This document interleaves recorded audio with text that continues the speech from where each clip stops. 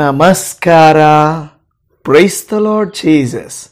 ಎಲ್ಲ ನನ್ನ ಪ್ರೀತಿಯ ದೇವಜನರೇ, ನನ್ನ ಪ್ರೀತಿಯ ಸಹೋದರಿ ಸಹೋದರ, ದೇವಜನರೇ, ದೇವರ ವಾಕ್ಯವನ್ನು ಆಲಿಸಿ ದೇವರನ್ನು ಪ್ರೀತಿಸಿ ದೇವರು ಕೊಡುವಂಥ ಆಶೀರ್ವಾದಗಳನ್ನು ಮಾತ್ರವಲ್ಲದೆ ದೇವರು ನಮಗೆ ಕೊಡುವ ಎಚ್ಚರಿಕೆಗಳನ್ನು, ದೇವರ ವಾಕ್ಯವು ನಮ್ಮನ್ನು ಸರಿಪಡಿಸುವಾಗ ಸರಿ ಹೊಂದಲಿಕ್ಕೂ ಕೂಡ ನಾವು ಮನಸ್ಸು ಮಾಡಿ ದೇವರ ಪಾದಕ್ಕೆ ಬರುವಾಗಲೇ ನಾವು, ನಮ್ಮ ಕುಟುಂಬವು ಸರಿಯಾಗಲಿಕ್ಕೆ ಸಾಧ್ಯವಾಗುತ್ತದೆ.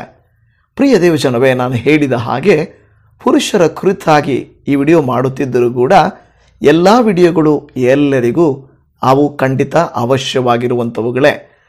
ಪುರುಷರ ಪರವಾಗಿರುವಂಥ ಈ ವಿಡಿಯೋ ಅಂತ ನಾವು ನೋಡುವಾಗ ಲೌಕಿಕವಾಗಿ ಪುರುಷರನ್ನು 3 ವಿಧವಾಗಿ ವಿಂಗಡಿಸುತ್ತಾರೆ. ಉತ್ತಮ ಪುರುಷರು, ಮಧ್ಯಮ ಪುರುಷರು, ಅಧಮ ಪುರುಷರು ಎಂದು ಹೇಳುತ್ತಾರೆ. ಇದು ಬಾಹ್ಯವಾಗಿ ಅಂತ ಮಾಡುವಂಥ ಒಂದು ವಿಂಗಡಣೆ.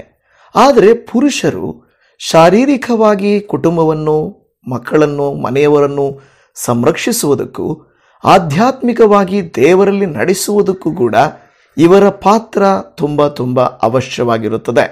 ಹಾಗಾದರೆ ದೇವರ ವಾಕ್ಯವು ಈ ದಿನ ನಮಗೆಲ್ಲರಿಗೂ ಪ್ರತ್ಯೇಕವಾಗಿ ಪುರುಷರ ಕುರಿತಾಗಿ ಹೇಳುವಂಥ ವಾಕ್ಯಗಳನ್ನು ನಾವು ಧ್ಯಾನ ಮಾಡಿಕೊಳ್ಳೋಣ.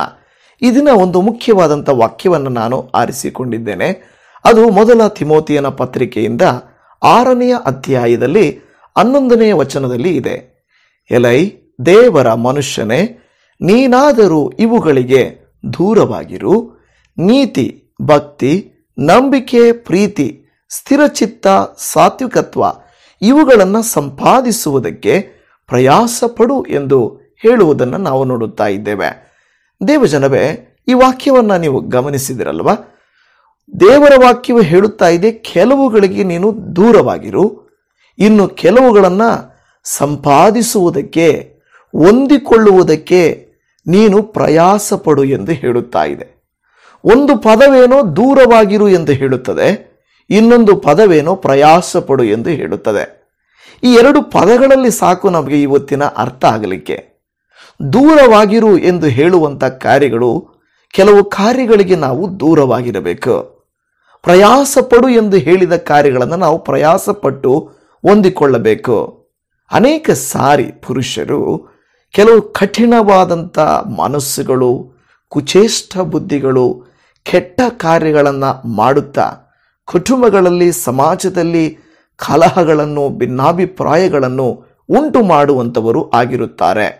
ಬೇಕೆಂದು ಕಿರಿಕಿರಿ ಮಾಡುವಂಥ ಸ್ವಭಾವ, ಬೇಕೆಂದು ಕೆಟ್ಟತನ ಮಾಡುವಂಥ ಸ್ವಭಾವ ಇರುವುದೇ, ನಾನು ಹೀಗೆ ಮಾಡುವುದೇ ಹೀಗೆ, ಏನೀಗ ಎನ್ನುವಂಥ ಒಂದು ಸ್ಥಿತಿಗೆ ಬಂದಿರುವುದನ್ನು ನಾವು ನೋಡುತ್ತೇವೆ. ಇದು ಕೇವಲ ಪುರುಷರು ಮಾತ್ರ ಅಲ್ಲ, ಸ್ತ್ರೀಯರು ಕೂಡ ಮಾಡುವಂಥವರು ಆಗಿದ್ದಾರೆ. ಆದರೆ ಇಲ್ಲಿ ಈ ವಾಕ್ಯವು ನಮಗೆ ಹೇಳುತ್ತಾ ಇದೆ, ಕೆಲವುಗಳಿಗೆ ನೀವು ದೂರವಾಗಿರಬೇಕು. ಸ್ತ್ರೀಯರಾಗಲಿ ಪುರುಷರಾಗಲಿ ಪ್ರತ್ಯೇಕವಾಗಿ. ಪುರುಷರು ಅನೇಕ ವಿಧವಾದಂಥ ನಾವು ನೋಡುತ್ತೇವೆ. ಕೆಲವರು ಹೇಳ್ತಾರೆ ಕಾಮುಕ ಪುರುಷರು, ಕಿಡಿಗೇಡಿ ಪುರುಷರು, ಕೆಟ್ಟ ಪುರುಷರು, ಕಠಿಣ ಪುರುಷರು. ಈ ಪದಗಳನ್ನು ನೋಡುವಾಗ ಕಿಡಿಗೇಡಿ, ಕಠಿಣ, ಕೆಟ್ಟ, ಕುಡುಕ ಈ ಎಲ್ಲ ಕಾರ್ಯಗಳನ್ನು ನೋಡುವಾಗ ಪುರುಷರಿಗೆ ಹೆಚ್ಚು ಅನ್ವಯಿಸುತ್ತದೆ. ಯಾಕೆಂದರೆ ಸ್ವಾತಂತ್ರ್ಯ ಇದೆ ಎಂದು ಹೇಳಿಬಿಟ್ಟು ಎಲ್ಲ ಪಾಪಗಳನ್ನು ಮಾಡಬಾರದಲ್ಲವಾ? ಖಂಡಿತವಾಗಿಯೂ ನಾವು ನೋಡುವಾಗ ಈ ರೀತಿಯಾಗಿ ದೇವರ ವಾಕ್ಯವು ನಮ್ಮನ್ನು ಉತ್ತೇಜನ ಪಡಿಸುವುದಿಲ್ಲ. ಅನೇಕ ಕಾರ್ಯಗಳಿಗೆ ನಾವು ದೂರವಾಗಿರಬೇಕೆಂದು ದೇವರ ವಾಕ್ಯ ಎಚ್ಚರಪಡಿಸುತ್ತದೆ. ಇನ್ನೊಂದು ದಿವಸ ನಾನು ಯಾವ ಕಾರ್ಯಗಳಿಗೆ ದೂರವಾಗಿರಬೇಕು ಎಂದು ನಾನು ಪ್ರಸಂಗಿಸುತ್ತೇನೆ. ಆದರೆ ಇವತ್ತಿನ ವಾಕ್ಯವನ್ನು ನಾವು ನೋಡುವಾಗ ಮುಖ್ಯವಾಗಿ ಆ ಪುರುಷರಲ್ಲಿ ಇರಬೇಕಾಗಿರುವಂಥ 5 ದೈವಿಕ ಗುಣಗಳನ್ನು ಆರಿಸಿಕೊಂಡಿದ್ದೇನೆ. ತುಂಬ ಗುಣಗಳಿದ್ದಾವೆ. ಬರುವ ದಿನಮಾನಗಳಲ್ಲಿ ನಾವು ಅದನ್ನು ಧ್ಯಾನ ಮಾಡಿಕೊಳ್ಳೋಣ. ಮುಖ್ಯವಾಗಿ ಇವತ್ತು ನಾವು ನೋಡುವುದಾದರೆ, ದೇವರ ಸೇವಕರು, ಭಕ್ತರು ಯಾವಾಗಲೂ ಹೇಳುತ್ತಾ ಇರುತ್ತಾರೆ, ನಾವು ಯಾವಾಗ ದೇವರನ್ನು ಮೊದಲ ಸ್ಥಾನದಲ್ಲಿಡುತ್ತೇವೋ ದೇವರು ಕೂಡ ನಮ್ಮನ್ನು ಕೂಡ ಮೊದಲ ಸ್ಥಾನಕ್ಕೆ ತರುತ್ತಾನೆ. ಯಾವ ಕುಟುಂಬದಲ್ಲಿ ಪುರುಷನು ಪ್ರಧಾನವಾಗಿರುವುದರಿಂದ, ಪುರುಷನು ಖಂಡಿತವಾಗಿಯೂ ಮನೆಯ ತಲೆಯಾಗಿರುವುದರಿಂದ, ಪ್ರಾಮುಖ್ಯವಾಗಿರುವ ತೀರ್ಮಾನಗಳನ್ನು ತೆಗೆದುಕೊಳ್ಳುವ ಯಜಮಾನನಾಗಿರುವುದರಿಂದ, ನನಗಿಂತ ಬೇರೊಬ್ಬನಿಲ್ಲ, ನನಗೆ ಹೇಳಲಿಕ್ಕೆ ಯಾರಿದ್ದಾರೆ, ನಾನು ಯಾಕೆ ಬೇರೆಯವರ ಮಾತು ಕೇಳಬೇಕು, ನಾನೇ ಎಲ್ಲದಕ್ಕಿಂತ ಸುಪ್ರೀಂ, ನನಗಿಂತ ಮೀರಿದವರು ಇಲ್ಲ ಎಂದು ನೆನೆಸಬಾರದು. ನಾವು ಕುಟುಂಬಕ್ಕೆ ಇಲ್ಲವೇ ಶರೀರಕ್ಕೆ ತಲೆಯಾಗಿರಬಹುದು, ಆದರೆ ನಮಗೆ ಮೇಲೊಬ್ಬನಿದ್ದಾನೆ. ಆತನೇ ನಮ್ಮ ದೇವರು, ಕರ್ತನು ಆಗಿದ್ದಾನೆ. ಆತನು ನಮಗೆ ಹೇಳುವಂಥ ಮಾತೇನೆಂದರೆ, ಮೊದಲ ಸ್ಥಾನ ನಾವು ನಮ್ಮ ದೇವರಿಗೆ ಕೊಡಬೇಕೆಂಬುದಾಗಿ. ಹೌದು, ಪುಟ್ ಗಾಡ್ ಫಸ್ಟ್ ಅಂತ ಹೇಳ್ತಾರೆ. ದೇವರನ್ನ ಮೊದಲ ಸ್ಥಾನದಲ್ಲಿ ನಾವು ಇರಿಸಬೇಕು. ಯಾರು ತಮ್ಮ ಕುಟುಂಬದಲ್ಲಿ ದೇವರಿಗೆ ಪ್ರಥಮ ಸ್ಥಾನ ಕೊಡುತ್ತಾರೋ ಅವರ ಕುಟುಂಬವು ಖಂಡಿತವಾಗಿ ಆಶೀರ್ವದಿಸಲ್ಪಡುತ್ತದೆ. ಕೆಲವು ಸಾರಿ ನಾವು ಕೆಲವು ಕಾರ್ಯಗಳಲ್ಲಿ ಭಯಪಡದೆ ಹೋಗಬಹುದು, ಭಕ್ತಿಯಿಂದಿಲ್ಲದೆ ಇರಬಹುದು. ಆದರೆ ಮಕ್ಕಳಾಗಲಿ, ಸ್ತ್ರೀ ಆಗಲಿ, ಪುರುಷನಾಗಲಿ, ನೀವು ಗೊತ್ತಿದೆ, ಮಕ್ಕಳು ಕೆಳಗಿರ್ತಾರೆ, ಸ್ತ್ರೀ ನಂತರ ಪುರುಷ, ಆದರೆ ಅದಕ್ಕೂ ಮೇಲ್ಗಡೆ ದೇವರಿರ್ತಾನೆ. ಹಾಗಾದರೆ ನಮ್ಮ ಕುಟುಂಬಗಳಲ್ಲಿ, ಕೆಲಸಗಳಲ್ಲಿ, ನಮ್ಮ ಎಲ್ಲ ಜೀವಿತದ ಕಾರ್ಯಗಳಲ್ಲಿ ಯಾವ ಪುರುಷನು ದೇವರಿಗೆ ಮೊದಲ ಸ್ಥಾನವನ್ನು ಕೊಡುತ್ತಾರೋ ಅವರ ಕುಟುಂಬವು ಖಂಡಿತ ತಲೆ ಎತ್ತಿ ನಿಲ್ಲುವಂತೆ ದೇವರು ಮಾಡುವಂತವನಾಗಿದ್ದಾನೆ. ಮತ್ತಾಯನು ಬರೆದ ಸುವಾರ್ತೆಯಲ್ಲಿ 22ನೇ ಅಧ್ಯಾಯ 37ನೇ ವಚನದಲ್ಲಿ, ಆತನು ನಿನ್ನ ದೇವರಾಗಿರುವ ಕರ್ತನನ್ನು ನಿನ್ನ ಪೂರ್ಣ ಹೃದಯದಿಂದಲೂ, ನಿನ್ನ ಪೂರ್ಣ ಪ್ರಾಣದಿಂದಲೂ, ನಿನ್ನ ಪೂರ್ಣ ಬುದ್ಧಿಯಿಂದಲೂ ಪ್ರೀತಿಸಬೇಕು ಎಂದು ಹೇಳುವುದನ್ನು ನಾವು ನೋಡುತ್ತಾ ಇದ್ದೇವೆ. ನಮ್ಮ ಪೂರ್ಣವಾದಂಥ ಜೀವಿತದಲ್ಲಿ ಕರ್ತನನ್ನ ನಾವು ತೆಗೆದುಕೊಳ್ಳಬೇಕು. ದೇವಜನವೇ, ಬೈಬಲಲ್ಲಿ ನಾವು ಯೆಹೋಶುವನೆಂಬ ಒಬ್ಬ ಭಕ್ತನನ್ನು ಕಾಣುತ್ತೇವೆ. ಯೆಹೋಶುವನು ತನ್ನ ಒಂದು ಜೀವಿತದಲ್ಲಿ ಮೋಶೆಯ ಸಂಗಡ ಇದ್ದರೂ ಕೂಡ ದೇವರಿಗೆ ಬಹಳ ಪ್ರಾಮುಖ್ಯತೆಯನ್ನು ಕೊಡುತ್ತಿದ್ದನು. ಯೆಹೋಶುವ ಕಾಲೇಬರ ಕುರಿತಾಗಿ ನೀವು ಕೇಳಿಸಿಕೊಂಡಿದ್ದೀರಿ. ಅವರ ಜೊತೆಗಿದ್ದ 10 ಜನ ವಿರೋಧಿಸಿದರು, ಇಸ್ರಾಯೇಲರು ವಿರೋಧಿಸಿದರು. ದೇವರು ಹೇಳಿದ ಮಾತನ್ನು, ದೇವರಿಗೆ ಮಹಿಮೆ ತರುವ ಕಾರ್ಯಗಳನ್ನು ಮಾತ್ರವೇ ಯೆಹೋಶುವನು ಮಾಡಲಿಕ್ಕೆ ತೀರ್ಮಾನಿಸಿದನು. ಅದಕ್ಕೆ ಮೋಶೆಯಂತ ದೊಡ್ಡ ಸೇವಕರಿಗೆ ಕೊಟ್ಟಂತ ಜವಾಬ್ದಾರಿಯನ್ನು, ಇಸ್ರಾಯೇಲರನ್ನ ಕಾನಾನ್ ದೇಶಕ್ಕೆ ನಡೆಸುವಂತ ಜವಾಬ್ದಾರಿಯನ್ನು ಯೆಹೋಶುವನಿಗೆ ಕೊಟ್ಟನು.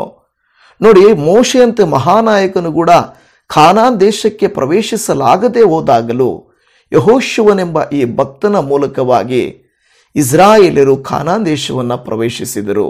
ಅಂದರೆ ಒಬ್ಬ ಉತ್ತಮ ನಾಯಕನು ಎನಿಸಿಕೊಂಡನು. ಯಾವ ಕುಟುಂಬದಲ್ಲಿ ಒಬ್ಬ ಒಳ್ಳೆಯ ನಾಯಕನಿರುತ್ತಾನೋ ಆ ಕುಟುಂಬವು ಸರಿಯಾದ ದಿಕ್ಕಿನಲ್ಲಿ ಹೋಗುತ್ತಿರುತ್ತದೆ. ಸಮುದ್ರವು ದೊಡ್ಡದಾಗಿದ್ದರೂ ಕೂಡ ಅದನ್ನು ನಡೆಸುವಂತ ನಾವಿಕನೊಬ್ಬನಿರುತ್ತಾನೆ. ಆ ನಾವಿಕನು ಸರಿಯಾದ ರೀತಿಯಲ್ಲಿ ನಡೆಸಿದರೆ ದಡ ಸೇರುವುದು, ಗಮ್ಯಸ್ಥಾನ ಸೇರುವುದು ಮತ್ತು ಆ ಒಂದು ಹಡಗಿನಲ್ಲಿರುವ ಆ ವಾಹನದಲ್ಲಿರುವಂಥವರು ಸುರಕ್ಷಿತವಾಗಿರುತ್ತಾರೆ. ಅದೇ ರೀತಿಯಲ್ಲಿ ಪುರುಷನು ಇಲ್ಲವೇ ಯಜಮಾನನು ತೆಗೆದುಕೊಳ್ಳುವ ಸರಿಯಾದ ತೀರ್ಮಾನ, ನಡೆಸುವ ಸರಿಯಾದ ಮಾರ್ಗ, ಅದು ಶಾರೀರಿಕವಾದ ಸಂರಕ್ಷಣೆಯಾಗಿರಬಹುದು, ಆಧ್ಯಾತ್ಮಿಕವಾದ ಆತ್ಮಿಕ ಜೀವಿತವಾಗಿರಬಹುದು, ಸರಿಯಾದ ಮಾರ್ಗದಲ್ಲಿ ನಡೆದರೆ ಖಂಡಿತ ಗಮ್ಯಸ್ಥಾನವನ್ನು ಸೇರುವುದು, ಸಾಧನೆ ಮಾಡುವುದು, ಜಯಿಸುವುದು ಸುಲಭವಾಗಿ ಆಗುತ್ತದೆ. ಅದಕ್ಕೆ ದೇವರ ವಾಕ್ಯ ನಮಗೆ ಹೇಳಿಕೊಡುವಂಥ ಮೊದಲ ಗುಣ, ಯಾವುದೇ ಪುರುಷರಲ್ಲಿ ಇರಬೇಕಾಗಿರುವಂಥದ್ದು ದೇವರಿಗೆ ಮೊದಲ ಸ್ಥಾನವನ್ನು ಕೊಡುವಂಥವರು ಆಗಿರಬೇಕು. ಎರಡನೇದಾಗಿ ನಾವು ನೋಡುತ್ತಾ ಇದ್ದೇವೆ, ನಾವು ಕುಟುಂಬದ ಇಲ್ಲವೇ ಸಮಾಜದ ಜವಾಬ್ದಾರಿಯನ್ನು ತೆಗೆದುಕೊಳ್ಳಬೇಕು.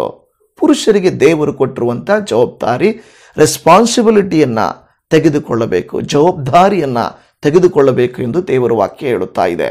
ಹೌದು ದೇವಜನವೇ, ಗಲಾತ್ಯದವರಿಗೆ ಬರೆದ ಪತ್ರಿಕೆಯಲ್ಲಿ 6ನೇ ಅಧ್ಯಾಯ 5ನೇ ವಚನದಲ್ಲಿ, ಯಾಕೆಂದರೆ ಪ್ರತಿಯೊಬ್ಬನು ಸ್ವಂತ ಹೊರೆಯನ್ನ ಒತ್ತುಕೊಳ್ಳಬೇಕು ಎಂದು ಹೇಳುತ್ತಾ ಇದೆ. ಅಂದರೆ ಸ್ವಂತ ಹೊರೆ, ತನಗಿರುವಂಥ ಜವಾಬ್ದಾರಿಯನ್ನು ಒತ್ತುಕೊಳ್ಳಬೇಕು. ಪ್ರತ್ಯೇಕವಾಗಿ ಹೊರಗಡೆ ಹೋಗುವಂಥದ್ದು, ದುಡಿಯುವಂಥದ್ದು, ಬೆಳೆಸುವಂಥದ್ದು. ದೇವರು ಮೊದಲ ಪ್ರಾಮುಖ್ಯತೆಯನ್ನು ಕೊಟ್ಟಿರುವುದು ಪುರುಷನಿಗೆ. ಅದಕ್ಕೆ ಪುರುಷನ ಶರೀರದಲ್ಲಿ ಗಟ್ಟುಮುಟ್ಟಿನ ಆರೋಗ್ಯ, ಶರೀರವನ್ನು ದೇವರು ಕೊಟ್ಟಿರುವುದು. ದುಡಿದು ಕುಟುಂಬವನ್ನು ಪೋಷಿಸಬೇಕೆಂದು, ಪ್ರಯಾಸಪಟ್ಟು ಕುಟುಂಬವನ್ನು ನಡೆಸಬೇಕೆಂದು, ಹೊರೆಯನ್ನು ಹೊತ್ತು ಅವರು ಹೋಗಬೇಕೆಂದು ದೇವರ ವಾಕ್ಯ ಹೇಳುತ್ತಾ ಇದೆ. ಹಾಗಾದರೆ ಪ್ರತಿ ಕುಟುಂಬದ ಜವಾಬ್ದಾರಿಯನ್ನು, ಹೊರೆಯನ್ನು ಪುರುಷನು ಹೊತ್ತುಕೊಳ್ಳಬೇಕಾಗಿದೆ. ಆದರೆ ದುರಾದೃಷ್ಟವತ್ತು ಈಗಿನ ಕಾಲದಲ್ಲಿ ನೋಡುವಾಗ ಈ ಪುರುಷರು ತಮ್ಮ ಜವಾಬ್ದಾರಿಗಳನ್ನು ಹೊತ್ತುಕೊಳ್ಳುವ ಬದಲಾಗಿ ಬೇರೆ ಯಾವುದೋ ಕುಡುಕತನಕ್ಕೆ, ಸಿನಿಮಾ ಸೀರಿಯಲ್ಗಳಿಗೆ, ಅನೈತಿಕತೆಗೆ, ವ್ಯಭಿಚಾರಕ್ಕೆ, ಇಲ್ಲವೇ ಕೆಟ್ಟತನಕ್ಕೆ ಕಠಿಣ ಹೃದಯ ಹೊಂದಿಬಿಟ್ಟು ತಾವು ಅದಕ್ಕೆ ದಾಸರಾಗಿರುವುದರಿಂದ ಅವರು ದಣಿಗಳಾಗುವುದಕ್ಕೆ ಆಗುತ್ತಿಲ್ಲ. ಯಾವಾಗ ಕೆಟ್ಟತನಕ್ಕೆ ನಾವು ದಾಸರಾಗುತ್ತೇವೋ ಕುಟುಂಬಕ್ಕಾಗಲಿ ಸ್ಥಳಕ್ಕಾಗಲಿ ದಣಿಗಳಾಗಲಿಕ್ಕೆ ಸಾಧ್ಯವೇ ಇಲ್ಲ. ನಾವು ಇವತ್ತು ದಾಸರಾಗಿದ್ದೇವಾ ಪುರುಷರು, ಇಲ್ಲವೇ ದಣಿಗಳಾಗಿದ್ದೇವಾ? ಕುಟುಂಬಕ್ಕೆ ಯಜಮಾನರಾಗಿದ್ದೇವಾ, ಇಲ್ಲವೇ ತುಂಬ ಕುಟುಂಬವನ್ನು ಹಾಳು ಮಾಡುವಂಥ ವ್ಯಕ್ತಿಗಳಾಗಿದ್ದೇವಾ ಎಂಬುದನ್ನು ಪರೀಕ್ಷೆ ಮಾಡಿಕೊಳ್ಳಬೇಕು. ಇದು ಕೇವಲ ಪುರುಷರು ಮಾತ್ರ ಅಲ್ಲ, ನಮಗೂ ಕೂಡ ಇದು ಅಂದರೆ ಸ್ತ್ರೀಯರಿಗೂ ಕೂಡ ಇದು ಅನ್ವಯಿಸುವಂಥದ್ದು ಆಗಿದೆ. ನಾವು ಪ್ರತಿಯೊಬ್ಬರೂ ಕುಟುಂಬದ ಜವಾಬ್ದಾರಿ, ಮಕ್ಕಳನ್ನು ಓದಿಸುವುದು, ಮದುವೆ ಮಾಡುವಂಥದ್ದು, ಮನೆ ಕಟ್ಟುವಂಥದ್ದು, ವಾಹನ ಕೊಳ್ಳುವಂಥದ್ದು, ಕೆಲಸ ಕಾರ್ಯಗಳನ್ನು ಮಾಡಿ ಕುಟುಂಬವನ್ನು ಬೆಳೆಸುವಂಥ ಜವಾಬ್ದಾರಿಯನ್ನು ನಾವು ಪುರುಷರಿಗಿದೆ ಎಂದು ನಾವು ನೋಡುತ್ತಾ ಇದ್ದೇವೆ. ಮೊದಲ ತಿಮೋಥೆಯನ ಪತ್ರಿಕೆ 5ನೇ ಅಧ್ಯಾಯ 8ನೇ ವಚನವನ್ನು ನೋಡುವಾಗ, ಯಾವನಾದರೂ ಸ್ವಂತ ಜನರನ್ನು ವಿಶೇಷವಾಗಿ ತನ್ನ ಮನೆಯವರನ್ನು ಸಂರಕ್ಷಿಸದೆ ಹೋದರೆ ಅವನು ಕ್ರಿಸ್ತ ನಂಬಿಕೆಯನ್ನು ತಿರಸ್ಕರಿಸಿದವನು, ನಂಬದವನಿಗಿಂತ ಕಡೆಯಾದವನು ಆಗಿದ್ದಾನೆ ಎಂದು ಬೈಬಲ್ ವಾಕ್ಯ ಹೇಳುತ್ತಾ ಇದೆ. ಈ ವಾಕ್ಯವನ್ನು ಮೊದಲು ಯಾವಾಗಾದರೂ ಓದಿದ್ರಾ ಪುರುಷರೇ? ಈ ವಾಕ್ಯ ಬಹಳ ಪ್ರಾಮುಖ್ಯವಾದಂಥ ವಚನವಾಗಿದೆ. ಎಷ್ಟು ಸ್ಪಷ್ಟವಾಗಿ ಸರಳವಾಗಿ ಮನೆಯ ಜವಾಬ್ದಾರಿಯ ಕುರಿತಾಗಿ, ಮನೆಯ ರೆಸ್ಪಾನ್ಸಿಬಿಲಿಟೀಸ್ ಅಂದರೆ ಎಲ್ಲ ಕಾರ್ಯಗಳ ಕುರಿತಾಗಿ ಬೈಬಲ್ ಹೇಳುತ್ತಾ ಇರುವುದು. ಯಾವನಾದರೂ ಆಗಲಿ ಸ್ವಂತ ಜನರನ್ನು ವಿಶೇಷವಾಗಿ ಅಂತ ಹೇಳುತ್ತಾ ಇದೆ, ಮನೆಯವರನ್ನು ಸಂರಕ್ಷಿಸದೆ ಹೋದರೆ, ಅವನ ಸೇಫ್ಟಿಯಾಗಿಡದೆ ಹೋದರೆ, ಅವರಿಗೆ ಒದಗಿಸದೆ ಹೋದರೆ, ಸಂರಕ್ಷಿಸದೆ ಹೋದರೆ ಅವನು ಕ್ರಿಸ್ತ ನಂಬಿಕೆಯನ್ನು ತಿರಸ್ಕರಿಸಿದವನು, ನಂಬದವನಿಗಿಂತ ಕಡೆಯಾದವನು ಆಗಿದ್ದಾನೆ ಎಂದು ಹೇಳುತ್ತಾ ಇದೆ. ಇದರಿಂದಲೇ ಬೈಬಲ್ ಹೇಳುವುದು ದೇವರು ನಮಗೆ ಜವಾಬ್ದಾರಿಯನ್ನು ಕೊಟ್ಟಿದ್ದಾರೆ. ಮೊದಲು ದೇವರು ಆದಾಮನನ್ನು ಉಂಟು ಮಾಡಿದ್ದು, ಹಾಗೆಯೇ ಜೊತೆಯಲ್ಲಿ ಹವ್ವಳನ್ನು ಉಂಟು ಮಾಡಿದ್ದು. ಆದರೆ ಫಸ್ಟ್ ಅನ್ನೋದಿರುತ್ತಲ್ವ, ಒಂದು ವೇಳೆ ಟ್ವಿನ್ಸ್ ಅಂತ ಹೇಳ್ತಾರೆ. ಟ್ವಿನ್ಸ್ ಅಂದರೆ ಒಂದು ವೇಳೆ 5 ನಿಮಿಷ 5 ಸೆಕೆಂಡು 2 ನಿಮಿಷ 1 ನಿಮಿಷ ಎಷ್ಟೇ ಆಗಿರಬಹುದು. ಒಂದು ವೇಳೆ ಅದನ್ನು ನಾವು ನೋಡುತ್ತೇವೆ, ಮೊದಲು 2 ಅಂತ ಇರುತ್ತದೆ. ಫಸ್ಟ್ ಯಾರು ಹುಟ್ಟುತ್ತಾರೋ ಅವರು ಜ್ಯೇಷ್ಠ, ಆ ನಂತರ ನಾವು ನೋಡುತ್ತೇವೆ ಆಮೇಲೆ ದ್ವಿತೀಯ ಅಂತ ಹೇಳಬಹುದು.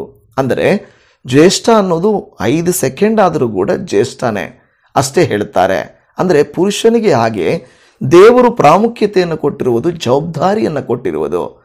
ಯಾರು ದೇವರಿಗೆ ಮೊದಲ ಸ್ಥಾನವನ್ನು ಕೊಡುತ್ತಾರೋ ಅದು ದೈವಿಕ ಗುಣ. ಎರಡನೇದು, ಯಾರು ಕುಟುಂಬದ ಹೊರೆಯನ್ನು ಒತ್ತುಕೊಳ್ಳುತ್ತಾರೋ, ಜವಾಬ್ದಾರಿಯನ್ನು ಒತ್ತುಕೊಳ್ಳುತ್ತಾರೋ ಅದು ನಿಜವಾಗಿ ಅದು ದೈವಿಕ ಗುಣ ಎಂದು ದೇವರ ವಾಕ್ಯವು ನಮಗೆ ಹೇಳುತ್ತಾ ಇದೆ. ಪ್ರೀತಿಯ ದೇವಜನವೇ, ಯೋಸೇಫನ ಕುರಿತಾಗಿ ನೀವು ನೋಡಬಹುದು. ಯೋಸೇಫನಿಗೆ ದೇವರು ದರ್ಶನದಲ್ಲಿ ಮೊದಲೇ ತಂದೆಗಿಂತಲೂ ಸಹೋದರರಿಗಿಂತಲೂ ಉತ್ತಮವಾದಂಥ ಒಂದು ಆಶೀರ್ವಾದವನ್ನು ದೇವರು ಇಟ್ಟಿರುವಾಗಲೂ, ತನ್ನ ಕುಟುಂಬಸ್ಥರು ಅವನನ್ನು ವಿರೋಧಿಸಿದಾಗಲೂ, ತನ್ನ ಕುಟುಂಬಸ್ಥರು ಅವನನ್ನು ಬಾವಿಗಾಕಿ ಮಾರಿಬಿಟ್ಟಾಗಲೂ ಕೂಡ ಕೊನೆಗೆ ತಾನು ತನ್ನ ಕುಟುಂಬ ಎಂದು ತಿಳಿದಾಗ ಅವರಿಗಾಗಿ ಎಷ್ಟು ಹಪತಪಿಸುತ್ತಾ ಒಂದು ಜವಾಬ್ದಾರಿ ಉಳ್ಳವನಾಗಿ ಅವನ ಕುರಿತಾಗಿ ನಾವು ನೋಡುತ್ತೇವೆ, ಎಷ್ಟು ಚೆನ್ನಾಗಿ ನಡೆಸಿಕೊಂಡು ಹೋಗುತ್ತಾನೆಂಬುದನ್ನು ನಾವು ನೋಡುತ್ತಾ ಇದ್ದೇವೆ. ತಂದೆಯನ್ನು ಕರೆಸಿಕೊಳ್ಳುತ್ತಾನೆ, ಸಹೋದರರನ್ನು ಕಳಿಸಿಕೊಡುತ್ತಾನೆ, ತಮ್ಮನನ್ನು ಕರೆಸಿಕೊಳ್ಳುತ್ತಾನೆ, ಅವನ್ನ ಚೆನ್ನಾಗಿ ಅತಿಥಿ ಸತ್ಕಾರವನ್ನು ಮಾಡಿಸುತ್ತಾನೆ, ಅವರಿಗೆ ಉಡುಗೊರೆಗಳನ್ನು ಕಟ್ಟು ಕಳಿಸುತ್ತಾನೆ. ಕೊನೆಗೆ ನಾನೇ ನಿಮ್ಮ ಸಹೋದರ ಎಂದು ಹೇಳಿ ಅವರನ್ನು ಸಂತೋಷಪಡಿಸುತ್ತಾನೆ. ಕೊನೆಗೆ ಎಲ್ಲರೂ ಹೋಗಿ ಐಗುಪ್ತದಲ್ಲಿ ವಾಸ ಮಾಡಿ ಬಹು ಹೆಚ್ಚಾಗಿ ಬೆಳೆಯುತ್ತಾರೆಂದು ನೋಡುತ್ತೇವೆ. ಕುಟುಂಬದಲ್ಲಿ ಕೆಲವರು ಕಷ್ಟ ಕೊಡಬಹುದು, ಒಂದು ಮಾತು ಅನ್ನಬಹುದು, ವಿರೋಧ ಆಗಬಹುದು, ತೊಂದರೆಗಳಾಗಬಹುದು. ಆದರೆ ದೇವಜನವೇ, ಅಂತಹ ಸಂದರ್ಭದಲ್ಲಿ ಕುಟುಂಬವನ್ನು ದ್ವೇಷಿಸುವುದಲ್ಲ, ಪ್ರೀತಿಸಬೇಕು.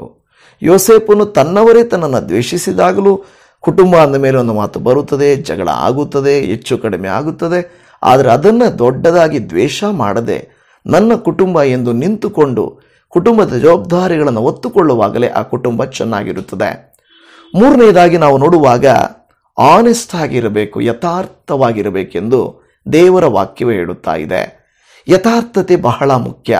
ಯಾಕೆಂದರೆ ಯಥಾರ್ಥತೆ ಇಲ್ಲದೆ ಹೋದರೆ ಸುಳ್ಳುಗಳು ಬರುತ್ತವೆ, ಮೋಸ ಮಾಡಲಿಕ್ಕಾಗುತ್ತದೆ, ಜೊತೆಯಲ್ಲಿರುವಂಥವರನ್ನು ಮೋಸ ಮಾಡಿ ವಂಚನೆ ಮಾಡುವಂತಾಗುತ್ತದೆ, ಹೌದಲ್ವಾ? ಅದರಿಂದ ನಾವು ಯಥಾರ್ಥವಾಗಿರಬೇಕು. ಅದು ದೇವರು ನಮಗೆ ಕೊಟ್ಟಿರುವಂಥ ಗುಣ. ಅನೇಕ ಕಾರ್ಯಗಳನ್ನು ಬಚ್ಚಿಡುವುದು, ಸುಳ್ಳು ಹೇಳುವುದು, ವಂಚನೆ ಮಾಡುವುದು ಇದು ದೇವರಿಗೆ ಇಷ್ಟ ಇಲ್ಲ ಎಂದು ದೇವರ ವಾಕ್ಯ ಹೇಳುತ್ತಾ ಇದೆ. ನೀವು ನೋಡುತ್ತೀರಿ, ಜ್ಞಾನೋಕ್ತಿಗಳ ಗ್ರಂಥ 12ನೇ ಅಧ್ಯಾಯ 22ನೇ ವಚನದಲ್ಲಿ ಸುಳ್ಳು ತುಟಿ ಯೆಹೋವನಿಗೆ ಹೇಸು, ಸತ್ಯವಂತರು ಆತನಿಗೆ ಲೇಸು ಅಂತ ಹೇಳುತ್ತದೆ. ಆತನಿಗೆ ಹೇಸು, ಆತನಿಗೆ ಲೇಸು ಅಂತ ಹೇಳುತ್ತಾ ಇದೆ.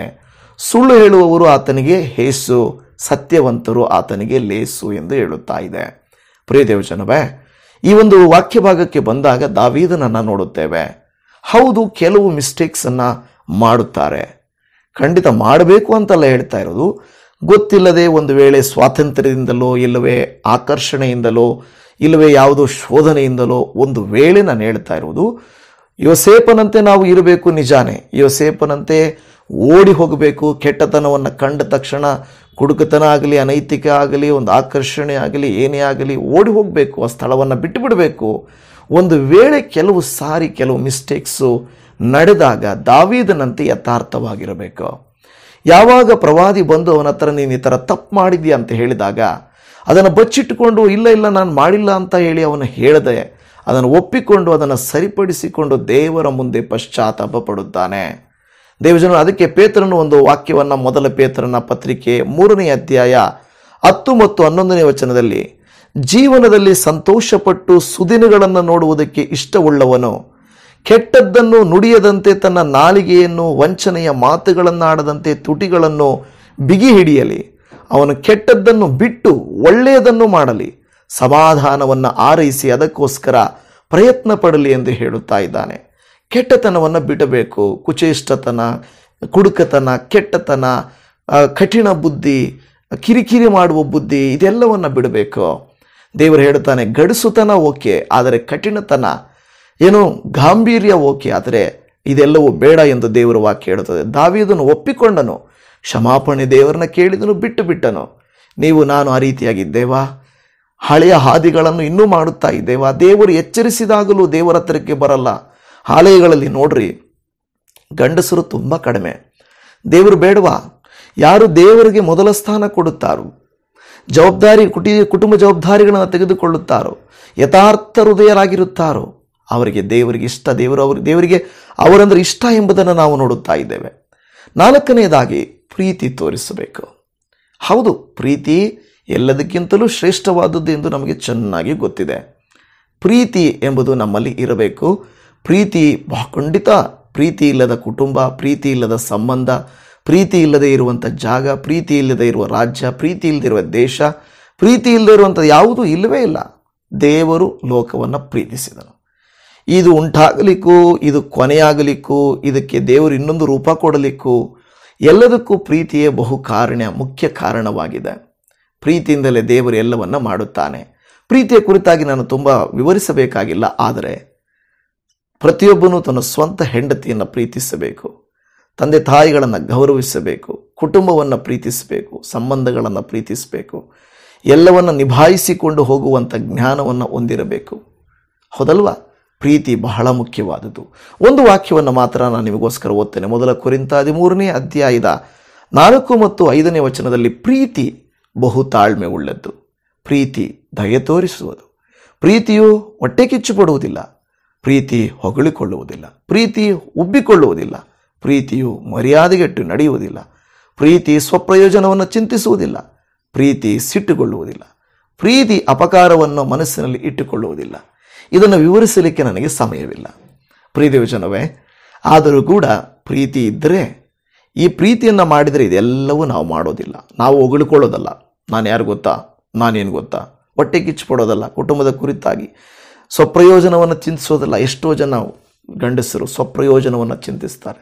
ತಾನು ಕುಡಿದು, ತಾನು ಬಿದ್ದು, ತಾನು ಎಂಜಾಯ್ ಮಾಡಿ, ತಾನಿಗಿಷ್ಟ ಬಂದ ರೀತಿಯಲ್ಲಿ ನಡ್ಕೊಂಡ್ರೆ ಸಾಕು ಅಂತ ಅಂದ್ಕೊಳ್ತಾರೆ. ಮಕ್ಕಳೇನಾದರೂ ಆಗಲಿ, ಮನೆಯವರೇನಾದರೂ ಆಗಲಿ, ಏನೇನೇ ಆಗಲಿ, ನನಗೆ ಸಂಬಂಧಪಟ್ಟಿಲ್ಲಪ್ಪ ಎಂದು ಅವರು ನಡ್ಕೊಳ್ಳುತ್ತಾರೆ. ಆ ರೀತಿಯಾಗಿ ಇರಬಾರದೆಂದು ದೇವರ ವಾಕ್ಯ ಹೇಳುತ್ತದೆ.